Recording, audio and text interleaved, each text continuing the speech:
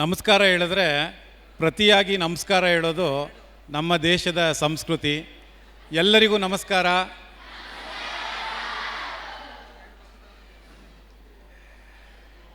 ಈ ದಿನ ಶುಭ ಶುಕ್ರವಾರದಂದು ದಾಸನಪುರ ಹೋಬಳಿ ಮಟ್ಟದ ರಸವತ್ತಾದ ರಸಪ್ರಶ್ನೆ ಕಾರ್ಯಕ್ರಮವನ್ನು ಜನಶಕ್ತಿ ಏನು ಟಿ ವಿ ಚಾನಲ್ ವತಿಯಿಂದ ಅದರ ಮುಖ್ಯಸ್ಥರಾದಂತಹ ಅನಿಲ್ ಮತ್ತು ಬಳಗದವರು ಬಹಳ ಅರ್ಥಪೂರ್ಣವಾಗಿ ಆಯೋಜಿಸಿದ್ದಾರೆ.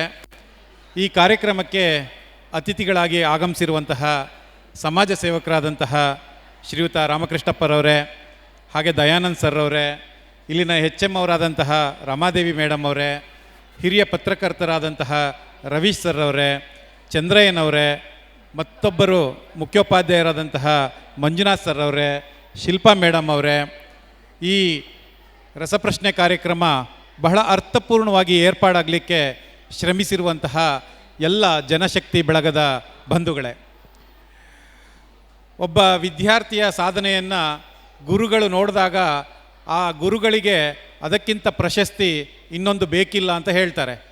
ಹಾಗೆ ಅನಿಲ್ ನಮ್ಮ ಶಾಲೆಯಲ್ಲಿ ಓದಬೇಕಾದ್ರೆ, ನಮ್ಮ ಶಾಲೆಯಲ್ಲಿ 4,000 ಮಕ್ಕಳಿದ್ದಾರೆ, ರೆಸಿಡೆನ್ಷಿಯಲ್ ಸ್ಕೂಲ್ ನಮ್ಮದು. ಅಲ್ಲಿ ಓದಬೇಕಾದ್ರೇ ಬೆಳೆಯುವ ಸಿರಿ ಮೊಳಕೆಯಲ್ಲೇ ಅಂತ ಹೇಳಿ ಸಾಕಷ್ಟು ಸಾಹಿತ್ಯದ ಬಗ್ಗೆ ಆಸಕ್ತಿ ಇತ್ತು. ಆ ಒಂದು ಆಸಕ್ತಿ ಅವರನ್ನು ಇವತ್ತು ಇಲ್ಲಿ ಒಂದು ಟಿ ವಿ ಚಾನಲ್ ಮಾಡೋ ರೀತಿಗೆ ಬೆಳೆಸಿ ನಿಲ್ಲಿಸಿದೆ.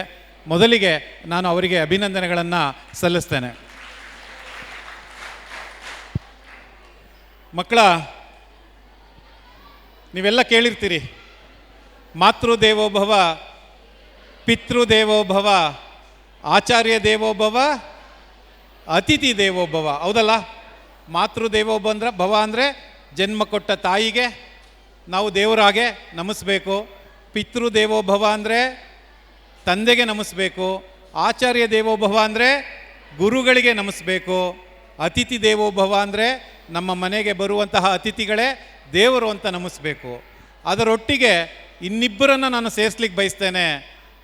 ನಮಗೆ ಜೀವನದಲ್ಲಿ ಒಮ್ಮೆ ಡಾಕ್ಟ್ರ್ ಬೇಕಾಗ್ಬೋದು, ಇಂಜಿನಿಯರ್ ಬೇಕಾಗ್ಬೋದು, ಪೊಲೀಸ್ ಇನ್ಸ್ಪೆಕ್ಟರ್ ಬೇಕಾಗ್ಬೋದು, ಲಾಯರ್ ಬೇಕಾಗ್ಬೋದು. ಆದರೆ ಪ್ರತಿನಿತ್ಯ 3 ಹೊತ್ತು ನಮಗೆ ಒಬ್ಬರು ಬೇಕು. ಅವ್ರು ಯಾರು? ರೈತ. ಇವತ್ತು ಮಧ್ಯಾಹ್ನ ನೀವು ಬಿಸಿ ಊಟ ಮಾಡಬೇಕು ಅಂದರೆ ಅದರ ಹಿಂದಿನ ಶಕ್ತಿ ಯಾರು? ರೈತ. ಹಾಗಾಗಿ ನೀವೆಲ್ಲ ಮಾತೃದೇವೋಭವ ಹೇಳಬೇಕಾದ್ರೆ ಜೊತೆಗೆ ಕೊನೆಯಲ್ಲಿ ಕಿಸಾನ್ ದೇವೋಭವ ಹೇಳಿ ಎಲ್ಲ ಒಂದ್ಸರಿ, ಕಿಸಾನ್ ದೇವೋಭವ. ಹಾಗೆ ನೀವು ಭಾರತ ದೇಶ ಅಲ್ಲದೇನೆ ರಷ್ಯಾದಲ್ಲೋ, ಉಕ್ರೇನಲ್ಲೋ, ಪ್ಯಾಲಿಸ್ತೀನಲ್ಲೋ ಇದ್ದಿದ್ದರೆ ಇಷ್ಟು ನೆಮ್ಮದಿಯಾಗಿ ಕಾರ್ಯಕ್ರಮ ಮಾಡಲಿಕ್ಕೆ ಆಗ್ತಿತ್ತಾ? ಅಲ್ಲಿ ಯುದ್ಧದ ಭೀತಿ, ಎಲ್ಲಿ ಬಾಂಬ್ ಬೀಳುತ್ತೋ, ಎಲ್ಲಿ ಗುಂಡೊಡಿತಾರೋ ಅಂತ ಹೇಳಿ. ನೀವು ಸರ್ವ ಜನಾಂಗದ ಶಾಂತಿಯ ತೋಟ ಅಂತ ಕರೆಸ್ಕೊಳ್ಳುವಂತಹ ನಮ್ಮ ಭಾರತಾಂಬೆಯ ಕರ್ನಾಟಕ ರಾಜ್ಯದಲ್ಲಿ ಇದ್ದೀರಿ. ಇಲ್ಲಿ ಅನೇಕ ಜಾತಿ ಧರ್ಮಗಳಿದ್ದರೂ ಸಹ ಒಂದು ಶಾಂತಿಯ ತೋಟದ ಥರ ನಾವಿದ್ದೀವಿ. ಹಾಗಾಗಿ ನಮ್ಮ ಶಾಂತಿಯನ್ನು ಕಾಪಾಡ್ತಾ ಇರೋರು. ನಾವು ಇಲ್ಲಿ ನಿದ್ರೆ ಮಾಡಬೇಕು ಅಂದರೆ ಅಲ್ಲಿ ಯಾರೋ ಒಬ್ಬರು ನಿದ್ರೆಯನ್ನು ಕೆಡಿಸ್ಕೋತಾ ಇರ್ತಾರೆ. ಯಾರವರು? ಸೈನಿಕರು. ಹಾಗಾಗಿ ಕಿಸಾನ್ ದೇವೋಭವ ಜೊತೆಗೆ ಇನ್ನೊಂದು ಸೇರಿಸ್ಬೇಕು ನೀವು, ಜವಾನ್ ದೇವೋಭವ. ಹಾಗಾಗಿ ಮಾತೃದೇವೋಭವ, ಪಿತೃದೇವೋಭವ, ಆಚಾರ್ಯ ದೇವೋಭವ, ಅತಿಥಿ ದೇವೋಭವ, ಕಿಸಾನ್ ದೇವೋಭವ, ಜವಾನ್ ದೇವೋಭವ. ಜೈ ಜವಾನ್. ಅವರಿಬ್ಬರನ್ನ ಪ್ರತಿನಿತ್ಯ ನೆನೆಸ್ಕೊಳ್ಳಿ. ಯಾಕೆಂದರೆ ನೀವು ನಿದ್ರೆ ಮಾಡಬೇಕು ಅಂದರೆ ಅವ್ರು ನಿದ್ರೆ ಕೆಡ್ತಾ ಇರ್ತಾರೆ. ಮಕ್ಕಳೇ, ನಾವು ನೀವು ಎಲ್ಲ ಪುಣ್ಯಶಾಲಿಗಳು. ಯಾಕೆಂದರೆ ನಮಗೆ ಶಿಕ್ಷಣ ಇಷ್ಟು ಉತ್ತಮವಾಗಿ ಸಿಗ್ತಾ ಇದೆ. ನೀವೆಲ್ಲ ಬೇರೆ ದೇಶದಲ್ಲಿ, ನಮ್ಮ ನೆರೆಯ ರಾಷ್ಟ್ರಗಳಲ್ಲಿ ಇದ್ದಿದ್ದರೆ ಇಷ್ಟು ಉತ್ತಮವಾದ ಶಿಕ್ಷಣ ಸಿಗ್ಲಿಕ್ಕೆ ಸಾಧ್ಯ ಇಲ್ಲ.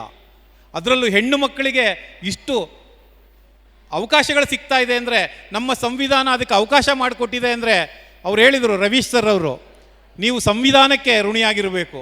ಯಾಕೆಂದರೆ ನಮ್ಮ ಸಂವಿಧಾನದಲ್ಲಿ ಸಮಾನತೆಯನ್ನು ಕೊಟ್ಟಿದೆ. ಅಷ್ಟೇ ಅಲ್ಲ, ನಿಮ್ಮನ್ನೆಲ್ಲ ನೋಡಿದಾಗ ನನಗೆ ಒಂದು ಕಡೆ ಹೊಟ್ಟೆ ಕಿಚ್ಚು ಬರುತ್ತೆ, ಒಂದು ಕಡೆ ಅಯ್ಯೋ ಅಂತ ಕನಿಕರ ಬರುತ್ತೆ. ಹೊಟ್ಟೆ ಕಿಚ್ಚು ಯಾಕೆ ಬರುತ್ತೆ ಅಂದರೆ, ನಾವು ಓದಬೇಕಾದ್ರೆ ಈ ಥರ ಆಟೋ ರಿಕ್ಷಾಗಳಿರಲಿಲ್ಲ, ಸಿಟಿ ಬಸ್ಗಳಿರಲಿಲ್ಲ, ನಾವು ಶಾಲೆಗೆ ನಡ್ಕೊಂಡು ಹೋಗ್ತಾ ಇದ್ವು. ಈ ಥರ ಬಿಸಿ ಊಟದ ವ್ಯವಸ್ಥೆನೇ ಇರಲಿಲ್ಲ.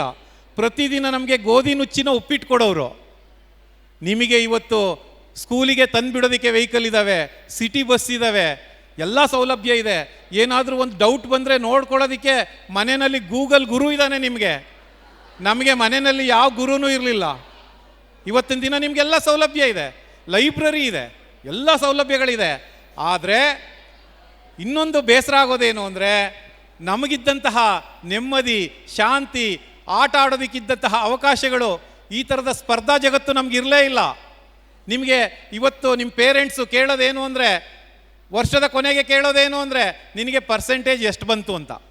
ನೀನು ಆಟ ಎಷ್ಟು ಚೆನ್ನಾಗಿ ಆಡಿದೆ, ಹಾಡು ಎಷ್ಟು ಚೆನ್ನಾಗಿ ಆಡಿದೆ, ಪ್ರಶಸ್ತಿ ಏನು ಬಂತು, ಯಾರು ಕೇಳೋದಿಲ್ಲ. Competition competition competition. ಮಕ್ಕಳೇ, ನೀವ್ಯಾರು ಸಹ ನಾವು ಸರ್ಕಾರಿ ಶಾಲೆಯಲ್ಲಿ ಓದ್ತಾ ಇದ್ದೀವಿ, ನಮಗೆ ಅವಕಾಶಗಳು ಇಲ್ಲ ಅಂತ ಭಾವಿಸ್ಬೇಡಿ. ನಮ್ಮ ದೇಶದಲ್ಲಿ, ಅದರಲ್ಲೂ ನಮ್ಮ ರಾಜ್ಯದಲ್ಲಿ ಅತ್ಯುನ್ನತ ಪದವಿಯಲ್ಲಿರೋರೆಲ್ಲ ಸರ್ಕಾರಿ ಶಾಲೆಯಲ್ಲಿ ಓದ್ದವ್ರೆ. ಈ ರಾಜ್ಯದ ಮುಖ್ಯಮಂತ್ರಿಗಳು ಸರ್ಕಾರಿ ಕನ್ನಡ ಮಾಧ್ಯಮ ಶಾಲೆಯಲ್ಲಿ ಓದಿ ಬಂದವರು.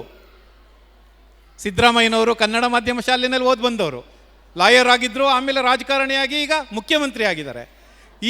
ಈ ನಾಡಿನಲ್ಲಿ ದೊಡ್ಡ ಹಿರಿಯ ಅಧಿಕಾರಿಗಳು, IAS ಅಧಿಕಾರಿಗಳು, KAS ಅಧಿಕಾರಿಗಳು, ನೀವು ಕೇಳಿರುವಂತಹ ಒಬ್ಬ ಉತ್ತಮ ಪೊಲೀಸ್ ಅಧಿಕಾರಿ ರವಿ ಡಿ ಚನ್ನಣ್ಣನವರ್, ಅವರು ಓದಿರೋದು ಕನ್ನಡ ಮಾಧ್ಯಮದಲ್ಲಿ.